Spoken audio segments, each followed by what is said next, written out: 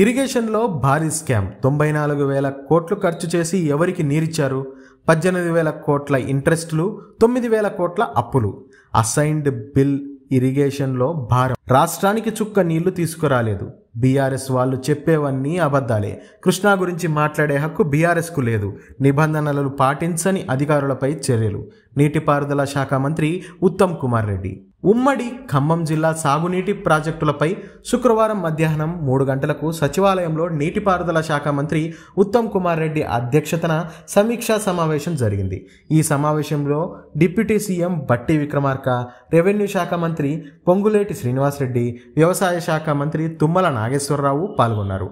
ఈ సందర్భంగా మంత్రి ఉత్తమ్ కుమార్ రెడ్డి మీడియాతో మాట్లాడుతూ 2-3 రోజుల్లో సీతారామ ప్రాజెక్టుల సందర్శనకు మంత్రులందరం వెళ్తామని పేర్కొన్నారు.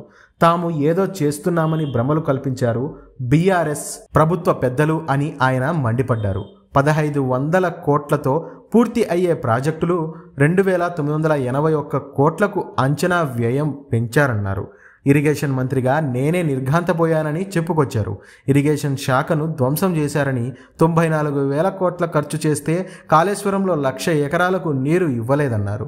10 ఏళ్ల బీఆర్ఎస్ ప్రభుత్వంలో నీటి వాటాలో ఒక్క చుక్క ఎక్కువ తీసుకువచ్చారా అని ఆయన ప్రశ్నించారు. జాతీయ ప్రాజెక్టులకు 60% నిధులు కేంద్రం ఇస్తుందన్నారు. రాష్ట్రంలోని ప్రాజెక్టులకు జాతీయ హోదా కోసం బీఆర్ఎస్ ప్రభుత్వం సరైన ఫార్మాట్లో అప్లై చేయలేదని అన్నారు. జాతీయ హోదా అనే అంశం రాజకీయాల కోసం బీఆర్ఎస్ నేతలు మాట్లాడారని, జాతీయ హోదా అనేది దేశంలో ఎక్కడా లేదని కేంద్ర జలశక్తి మంత్రి తేల్చి చెప్పిన విషయాన్ని ఉత్తమ్ ప్రస్తావించారు. జాతీయ హోదా కాకుండా ఇతర మార్గాలలో 60% నిధులు ఇస్తామని కేంద్ర మంత్రి హామీ ఇచ్చారని, ఇప్పుడు జాతీయ హోదా గురించి మాట్లాడడానికి హరీష్కు సిగ్గు శరం ఉండాలని ఉత్తమ్ కుమార్ రెడ్డి మండిపడ్డారు. 18,000 కోట్లు ఇంట్రెస్టులు, 9,000 కోట్ల అప్పులు. కేఆర్ఎంబీకి ఏ ప్రాజెక్టు అప్పగించడానికి మేము ఒప్పుకోలేదని మంత్రి ఉత్తమ్ కుమార్ రెడ్డి స్పష్టం చేశారు.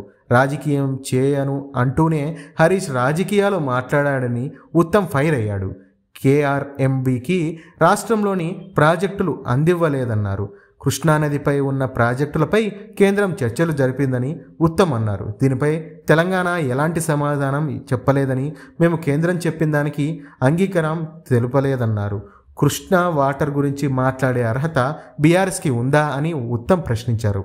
మీరు జగన్మోహన్తో అలైబలై తీసుకున్నారు. సంగమేశ్వర ప్రాజెక్టు ద్వారా జగన్ కృష్ణా నీటిని తీసుకువెళ్తున్నా ఒక్కసారి కూడా మాట్లాడలేదని ఆరోపించారు.